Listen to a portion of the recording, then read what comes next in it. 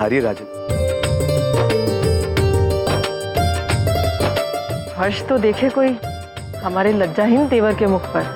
भाभी माँ, अपने प्रियजनों से मिलने का हर्ष किसे नहीं होता? अरे छोड़ो छोड़ो, बातों के मायावी कहीं के। ये हर्ष प्रियजनों से मिलने का तो नहीं है, विवाह की घड़ी समीप आ रही है ना, उसका हर्ष है ये। चलो अब जल्दी से हल्दी की तैयारी करो। जाते हैं भाभी माँ, अभी हम कुछ विशेष अतिथियों की प्रतीक्षा कर रहे हैं। एक बार उनका स्वागत कर लें, फिर चले जाएंगे। परंतु हम इतने सब लोग तो हैं यहाँ पे। भाभी माँ, आप तो हैं ही, किंतु इन विशेष अतिथियों का स्वागत मैं स्वयं करना चाहता हूँ। कान्हा, अब ऐसे भी कौन से अतिथि हैं तुम्हारे?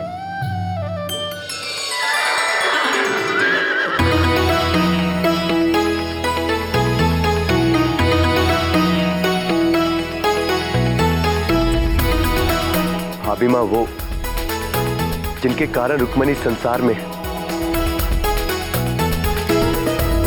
रुक्मणी के माता पिता। चल।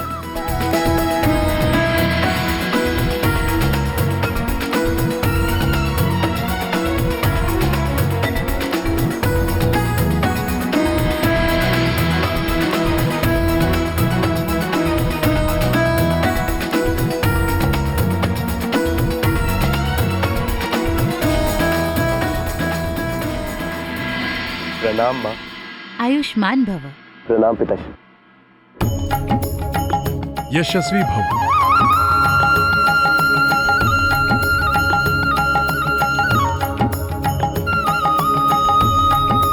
आपके आभारी हैं, जो आपने द्वारका में पधार कर हम सबका मान बढ़ाया। आभारी तो हम आपके और आपके परिवार के हैं, जिन्होंने हमें इतना मान देकर यहाँ आमंत्रित किया। कुछ अच्छे कर्म होंगे हमारे, जो ईश्वर ने हमें पुरस्कार के रूप में हमारी पुत्री के लिए श्री कृष्ण को दिया। पिताश्री, आप क्यों लज्जित कर रहे हैं हमें? भाग्य तो हमारा है, जो आपकी पुत्री सी सुशील और संस्कारी जीवन संगिनी मिलने जा रही है हमें। एक पिता के जीवन में उसकी पुत्री के पानी ग्रहण से बड़ा और कोई पुण्य नहीं।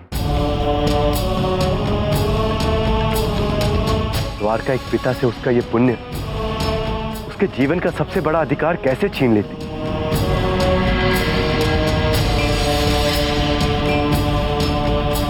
आपका स्वागत है यहाँ पर। आइए, पधारिए। आइए। कान्हा, अब तुम भी जाओ, हल्दी की रीत के लिए तैयार भी होना है ना। दाऊ,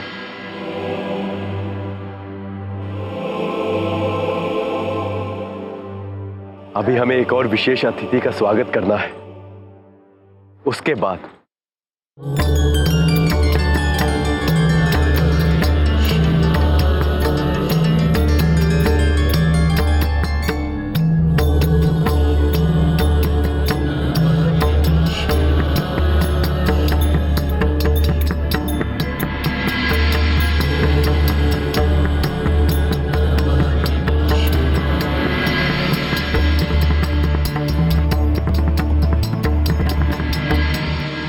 हे माँ, आप इतनी व्याकुल से क्यों प्रतीत हो रही हैं? व्याकुल ना हो तो और क्या हो नंदी।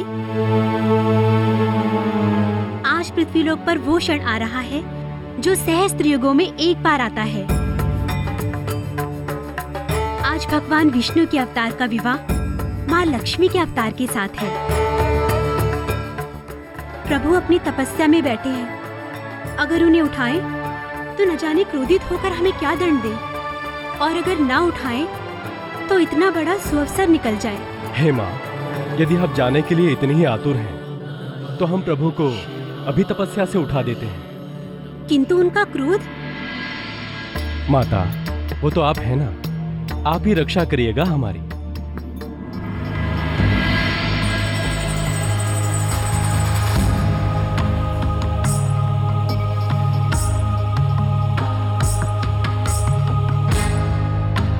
हे भोलेनाथ,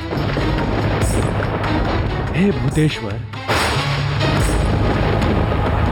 हे चंद्रधर, अपनी आंखें खोलिए प्रभु। हे भैरव, अपनी तपस्या से जागिए प्रभु।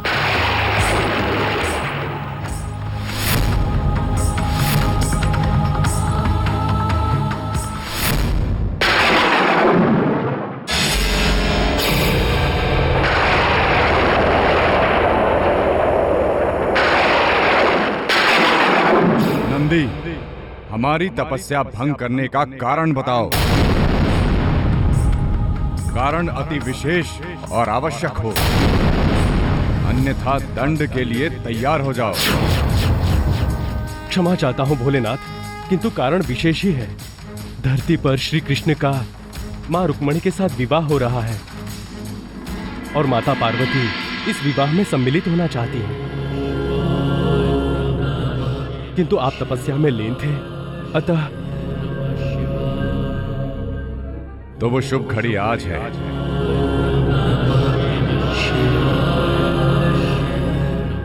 अच्छा हुआ नंदी, तुमने हमें तपस्या से उठा दिया, वरना हम इस शुभ विवाह को देखने से वंचित रह जाते। भगवान विष्णु का धरती लोक पर विवाह एक स्वर्णिम अवसर है। हम पार्वती जी समस्त गणों और सभी देवी देवताओं के साथ इस शुभ विवाह में सम्मिलित होने जाएंगे। प्रभु का आभार। किंतु प्रभु, क्या हम इस रूप में नीचे जाएंगे? उसकी चिंता आप ना करें पार्वती जी। ये तय है कि हम भगवान श्री कृष्ण के विवाह में जाएंगे। कैसे जाएंगे, ये आप शीघ्र ही जान जाएंगे। नंदी, तुम जाओ, इंद्र, नारद और समस्त देवी देवताओं से कहो कि हम धरती लोक पर श्री कृष्ण के विवाह में जाएंगे। जी प्रभु।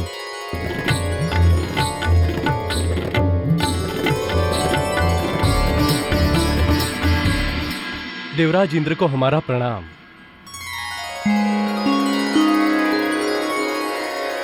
प्रणाम नंदी जी। यूं अचानक दर्शन कैसे दिए?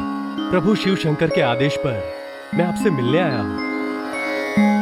मृत्यु लोक में परमपिता विष्णु स्वरूप कृष्ण और महामाया लक्ष्मी स्वरूप रुक्मणी का विवाह होने वाला है। अतः मेरे भोले प्रभु ने आदेश दिया है कि आप समेत सभी देवगण इस शुभ विवाह में सम्मिलित हो। सच कहें तो हम स्वयं ही प्रभु के आदेश की प्रतीक्षा कर रहे थे कि कब वो कहें और हम चलें। कैसा मनमोहक दृश्य होगा जब तीनों लोकों के स्वामी महालक्ष्मी के अवतार रुक्मिणी जी के साथ मंडप में बैठेंगे, एक आम इंसान की लीला दिखाते हुए, अग्निदेव को साक्षी मानते हुए रुक्मिणी जी को स्वीकार करेंगे। हम सभी तो प्रस्थान के लिए तैयार हैं। चले?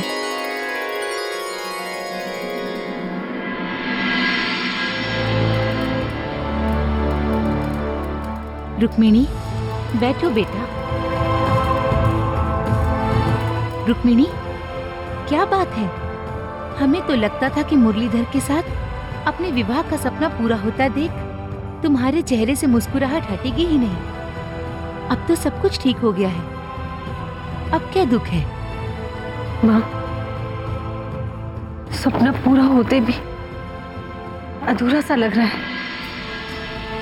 केवल द्वारकाधीश से विवाह करना हमारा स्वप्न नहीं था। उस स्वप्न में हमने स्वयं को आपका आशीर्वाद और भैया का स्नेह पाते देखा। आप लोग तो आ गए वहां, लेकिन भैया के आने की कोई संभावना नहीं लग रही। बेटी, हम जानते हैं कि रुक्मी ने चाहे जो भी किया तुम्हारे साथ, हमारी बेटी के दिल में अपने भाई के लिए प्रेम कभी नहीं मिटेगा। पर दुख इस बात का है कि रुक्मी के लिए प्रेम और रिश्तों से बड़ा उसका अहंकार है। इस बात को तुम भी अच्छे से जानती हो। इस अहंकार से वो लड़ना भी नहीं चाहता। उसे हराकर यहां क्या आएगा वो? राजकुमारी जी, मुहूर्त निकला जा रहा है, आप आसन ग्रहण करें। माँ, माँ पंडित जी को समझाइए ना कि वो कुछ और शब्द प्रतीक्षा कर ले। माँ ऐसा भी तो हो सकता है ना कि हमारा प्रेम भैया के अहंकार पे भारी पड़ जाए।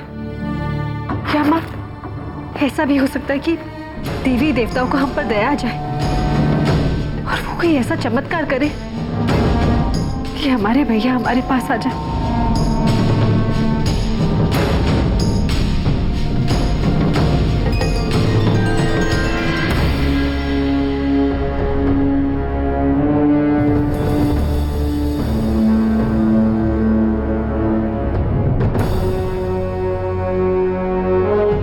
कान्हा, अब चले?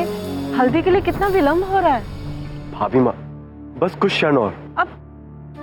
अब किसकी प्रतीक्षा कर रहे हो तुम? कान्हा, हमारी समझ में तो ये नहीं आ रहा कि ऐसे कौन से विशेष अतिथि हैं तुम्हारे। सब तो आ चुके हैं और जो नहीं आए हैं उनके लिए विवाह का मुहूर्त टल तो नहीं सकता ना।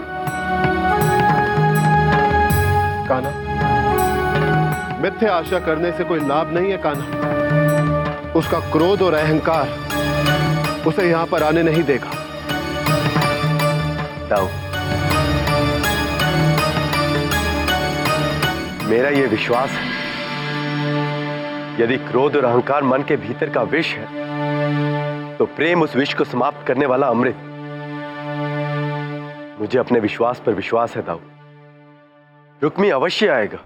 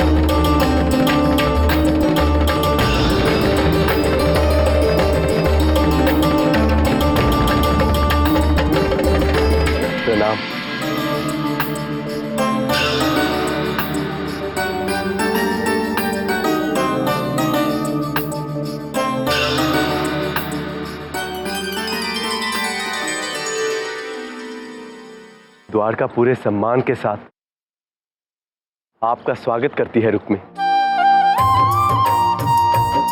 आपका बहुत बहुत आभार। हे भीष्मक नंदन, सच्चा वीर वो नहीं जो मनुष्यों पर अपनी तलवार से विजय प्राप्त करना जानता है। सच्चा वीर तो वो है जो अपने मन के भीतर के विष को पराजित करना जानता है, अपने क्रोध प्रतिशोध को मारना जानता है। आपकी इस वीरता को मेरा शत शत प्रणाम।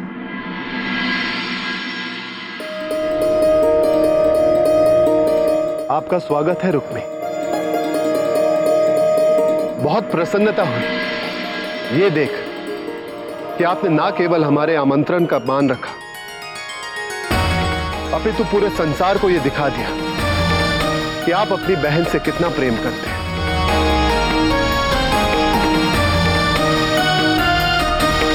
आज हर भाई आपका यह रूप देखकर आपसे प्रेरणा ले और एक नारी के प्रेम का मान रखते हुए उसे उसका जीवन साथी चुनने का अधिकार दे।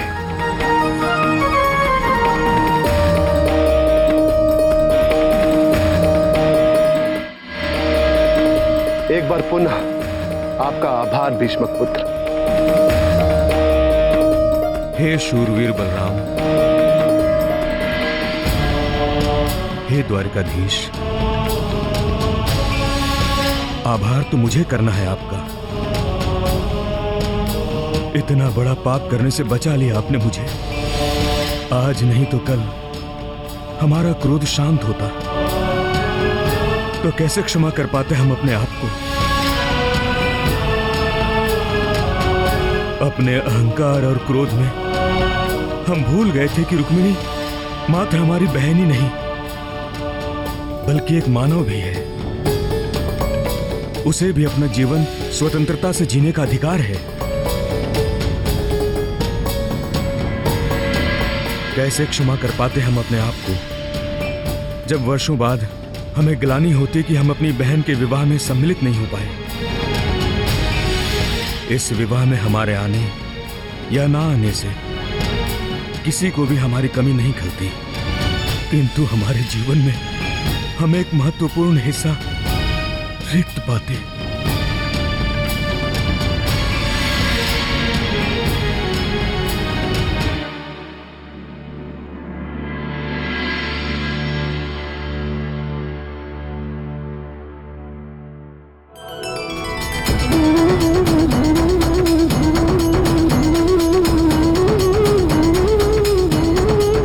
ऐसा सोच भी कैसे सकते हैं आप कि आपके ना आने से आपकी कमी ना खलती।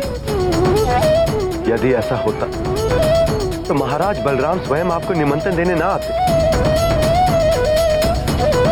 मैं अपना विवाह संस्कार छोड़ आपकी प्रतीक्षा ना कर रहा होता।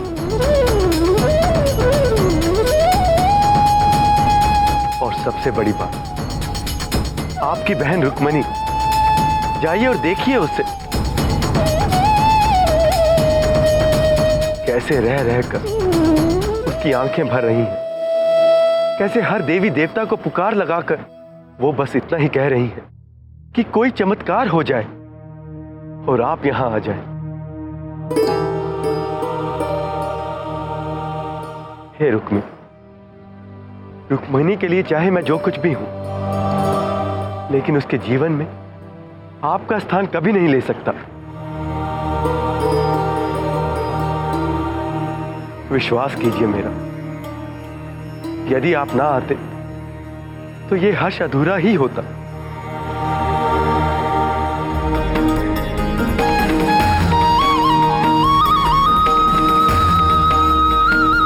भाभी मां,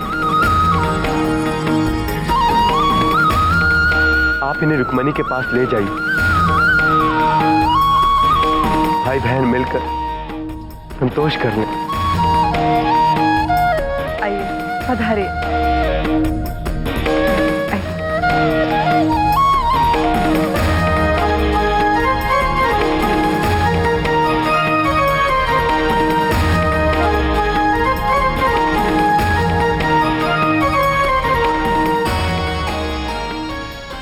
क्षमा करें राजकुमारी जी, परंतु विवाह संस्कार में विलंब होना अपशकुन होता है। आसन ग्रहण करें। चलो बेटी।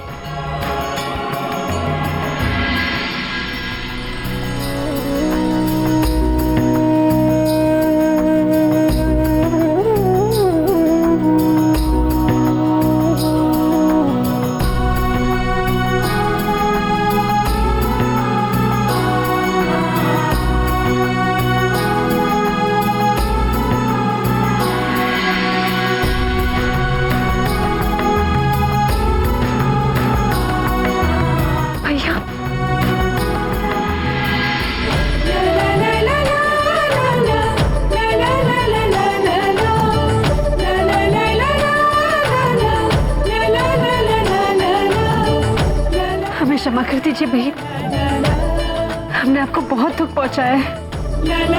हम तो ये मान बैठे थे कि आप कभी हमारा मुख नहीं देखेंगे। एक बहन अपने भाई की टीस मन में ही लिए जाती, आपने हमारे विवाह पर आकर हमें सबसे मूल्यवान भेंट दी है। रुक्मिणी, क्षमा तो मुझे मांगनी चाहिए तुझसे। मुझसे क्षमा मांगकर मुझे लज्जित ना करो। पहले ही मैं अपने आप से बहुत लज्जित हूं। तू मुझसे जितनी छोटी है ना, उतनी ही बड़ी है रे। मेरे इतने अत्याचार सहने के बावजूद हमारे विवाह में ना आने पर तुम दुखी थी। रुक्मिणी, भूल जा पिछली बातों को, धूल डाल दे सब पर और अपने नए जीवन के लिए मुझसे आशीर्वाद ले।